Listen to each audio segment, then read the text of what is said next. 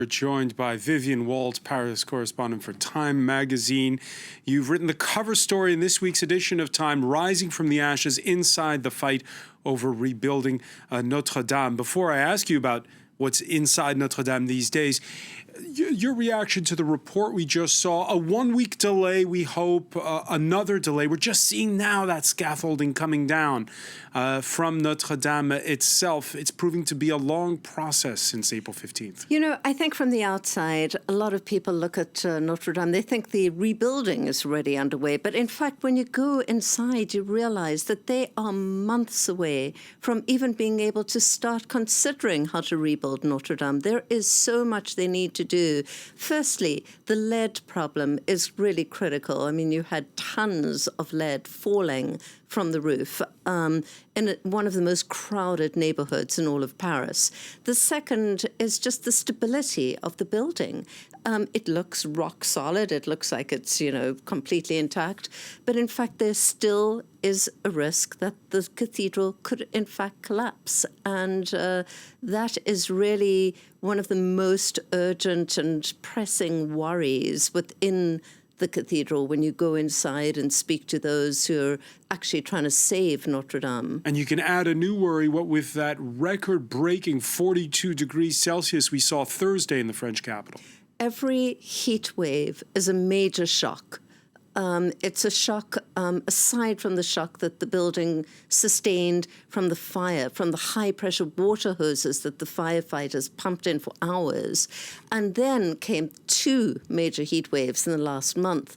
And each one of them has the ability to effectively degrade the stonework, the masonry, to such an extent that there could be cracks and fissures. Every time there's a crack, there is a possibility that some of the vault, the stone arched roof of Notre Dame, which is still more or less intact. Some of it fell, but most of it is there.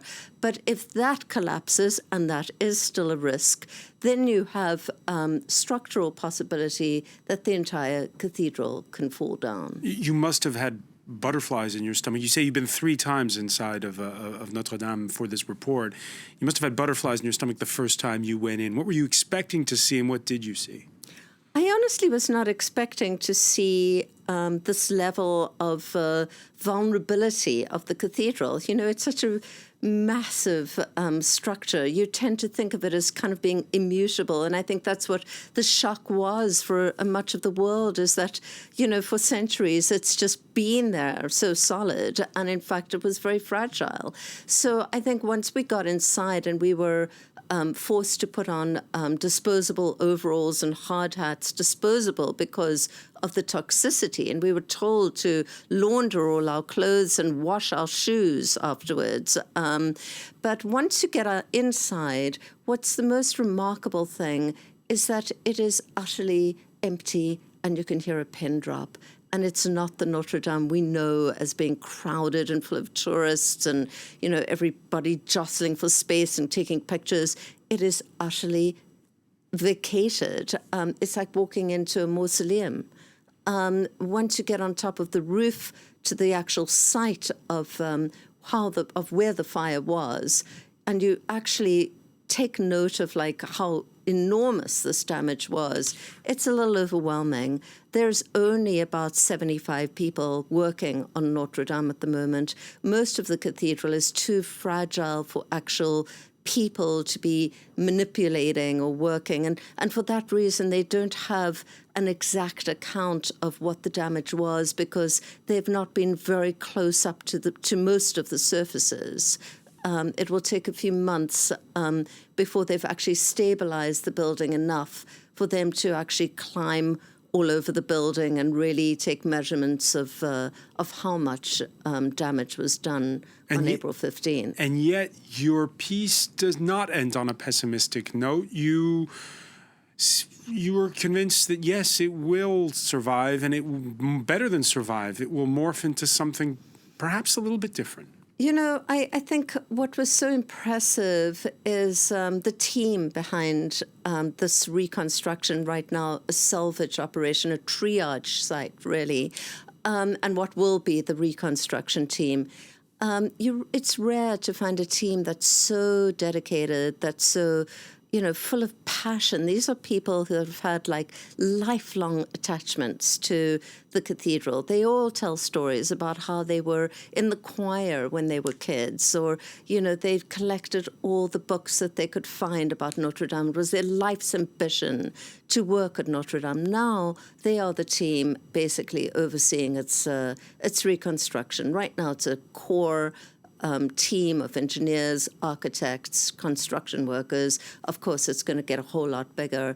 And they think that, yes, they can do a lot of it within 5 years if there is no long, protracted political battle, which, of course, in France there well might be about what kind of reconstruction there should be. I've got to ask you this.